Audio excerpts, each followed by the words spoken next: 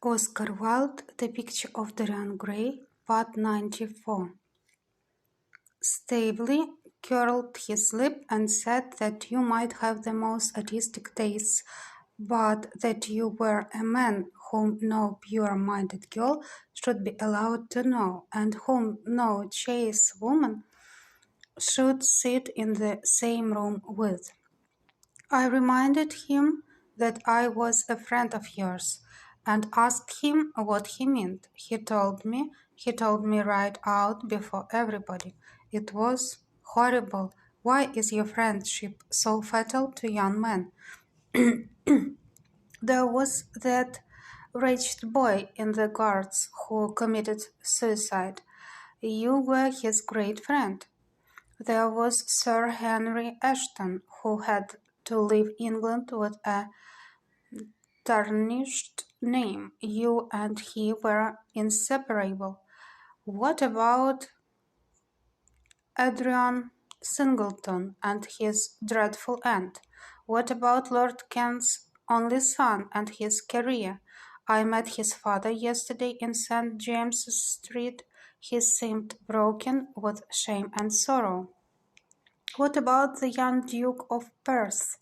What sort of life has he got now? What gentleman would associate with him? Stop, Basil. You are talking about things of which you know nothing, said Dorian Gray, biting his lip, and with a note of infinite contempt in his voice. You ask me why Berwick leaves a room when I enter it. It is because I know everything about his life, not because he knows anything about mine. With such blood as he has in his veins, how could his record be clean?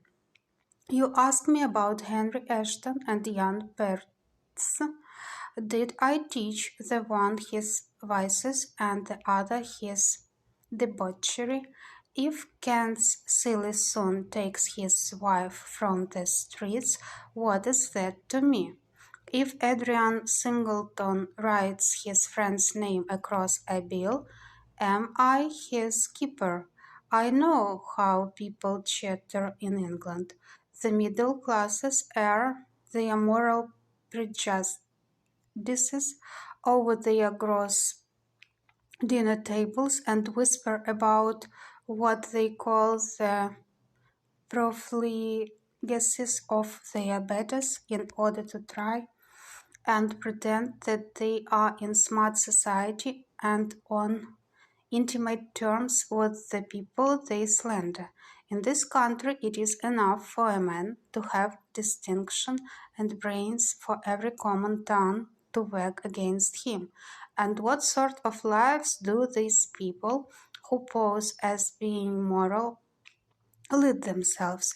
My dear fellow, you forget that we are in the native land of Hippocrates. Dorian, cried Hallward. What is not the question? That is not the question. England is bad enough, I know, and English society is all wrong. That is the reason why I want you to be fine. You have not been fine.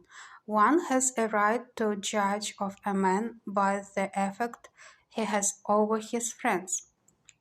Yours seem to lose all sense of honor, of goodness, of purity. You have filled them with a madness for pleasure. They have gone down into the depths. You let them there. Yes, you let them there, and yet you can smile as you are smiling now, and there is worse behind. I know you and Harry are inseparable, surely for that reason, if for none other, you should not have made his sister's name by a byword. Take care, Basil. You go too far. I must speak, and you must listen. You shall listen. When you met Lady Gwendolen, not a breath of scandal had ever touched her. Is there a single decent woman in London now who would drive with her in the park? Why, even her children are not allowed to live with her. Then there are other stories that you have been seen creeping at dawn out of dreadful houses and slinking in disguise into the foulest dens in London. Are they true?